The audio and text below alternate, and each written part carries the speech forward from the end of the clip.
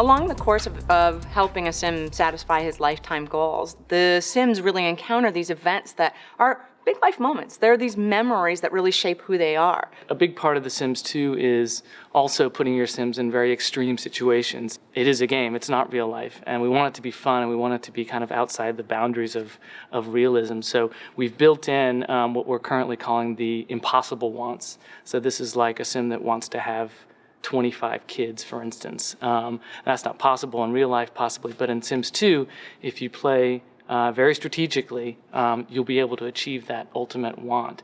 So your knowledge sim, for instance, one of the things that they really are into is proving that there are ghosts. So seeing ghosts is something that really helps them succeed along their aspirational track.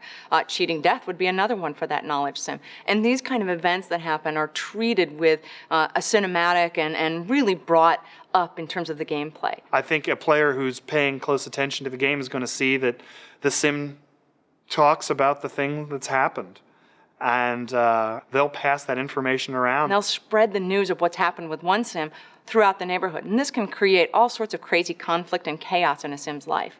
I think it's going to be really exciting when an event that you saw or played on one house, when you see that sims in a totally different house who may not have even been there for that event are talking about that event because they know somebody who was there. On the flip side, if you indulge in their fears, whether it be that they're just afraid of roaches, or whether it's rejection for your romance sim, or actually meeting up with the Grim Reaper for a family sim, these things are ultimately going to push that sim's aspiration score down. Now, a sim who's in aspiration failure is really kind of a kooky, crazy character. They start to worry, they have nightmares, and then they get a little desperate.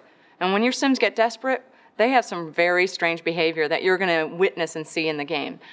Your romance sim, for instance, well, they have a sponge mop lover that they actually interact with, trying to really help them in their romance track, all the way down to the point where they just get into a state of nervous breakdown. But never fear, we send in the shrink to help them out in those kind of situations.